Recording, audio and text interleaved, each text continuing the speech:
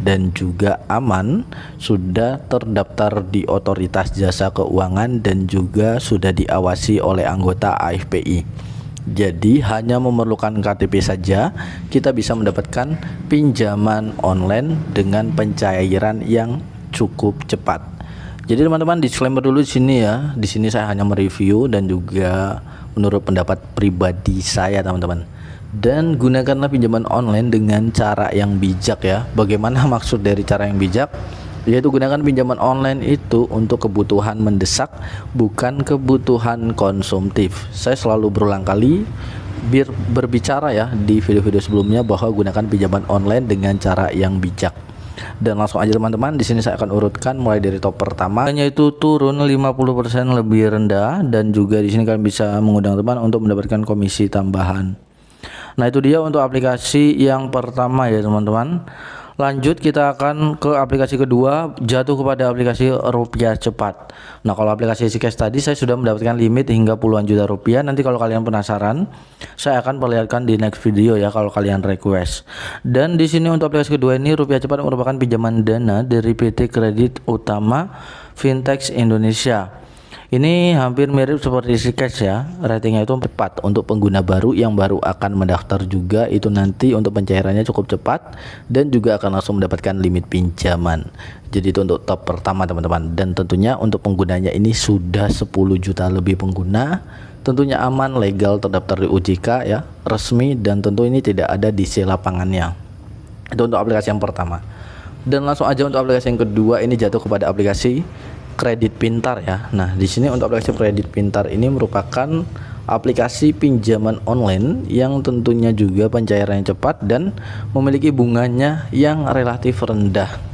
Kenapa saya bisa katakan? Karena memang pengalaman pribadi saya, dan juga akan langsung mendapatkan limit pinjaman. Jadi itu untuk top pertama teman-teman. Dan tentunya untuk penggunanya ini sudah 10 juta lebih pengguna.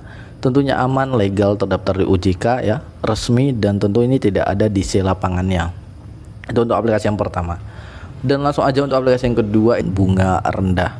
Tentunya ini sudah tersedia di Google Play Store dan juga aman, sudah terdaftar di Otoritas Jasa Keuangan dan juga sudah diawasi oleh anggota AFPI. Jadi hanya memerlukan KTP saja kita bisa mendapat. So halo guys, welcome back with me Yoga Pratama, dan selamat datang di channel YouTube Analisis Cuan. Bagaimana kabar teman-teman? Semoga senantiasa selalu diberikan kesehatan, kelancaran, dan juga kesuksesan. Oke, pada kesempatan video kali ini di sini saya akan kembali lagi membahas yaitu pinjaman online yang tentunya aman dan terdaftar di OJK dan juga memiliki bunga yang relatif rendah ya. Tapi namanya pinjaman online, serendah-rendahnya pinjaman itu tidak semena-mena rendahnya itu rendah banget, tapi ini bisa menjadi pilihan memang jika kalian membutuhkan dana dan memiliki bunga yang biasanya di atas rata-rata, tapi sekarang yang akan saya bahas itu jauh di bawah rata-rata. Dan di sini saya akan membahas 3 aplikasi pinjaman online bunga rendah.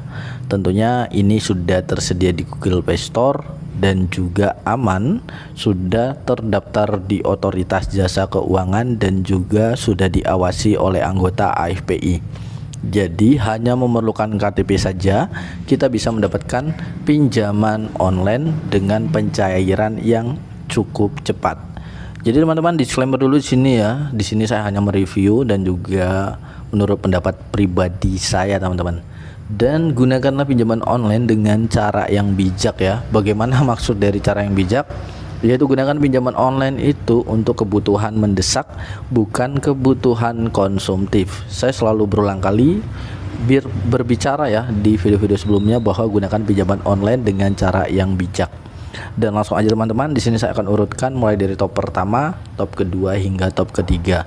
Dan untuk aplikasi yang pertama ini kalian cek aja di Google Play Store, itu aplikasinya bernama aplikasi EasyCash, di mana aplikasi EasyCash ini merupakan pinjaman dana online dan tentunya memiliki pencairan cepat untuk pengguna baru yang baru akan mendaftar juga. Itu nanti untuk pencairannya cukup cepat dan juga akan langsung mendapatkan limit pinjaman.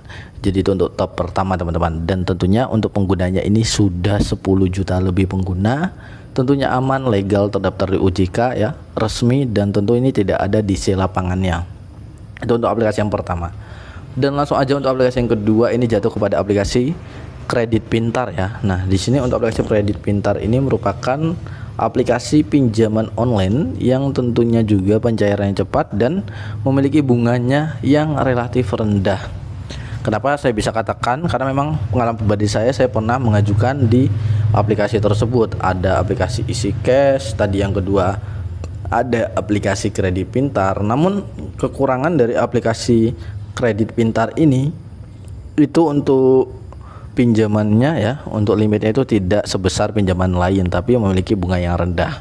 Itu untuk kekurangannya. Namun kelebihannya pencairannya cepat, bunganya juga cukup rendah. Dan langsung aja teman-teman untuk aplikasi yang ketiga, ini ada dari aplikasi Rupiah Cepat, di mana aplikasi Rupiah Cepat merupakan salah satu pinjaman dana online dari PT Kredit Utama ya kalau nggak salah. Dan tentu aplikasi Rupiah Cepat ini sudah tersedia di Google Play Store yang bisa langsung kalian download dan kalian ajukan pinjamannya, dan tentunya ini aman, legal juga, terdaftar di OJK dan juga AFPI, ratingnya juga cukup lumayan, dan juga ketiga aplikasi tersebut sudah memiliki rating yang tinggi dan juga pengguna yang banyak. Jadi sangat cocok banget untuk kita memerlukan dana mendesak ya. Selagi kita memang mampu ya nggak usah pinjol. Tapi kalau misalkan memang kita benar-benar membutuhkan dana yang benar-benar mendesak, kayak misalkan ada keluarga yang sakit ya, apalagi keluarga utama kita, baik itu anak, istri atau suami kalian gitu ya. Jadi sesuaikan kebutuhan kalian, jangan untuk kebutuhan konsumtif.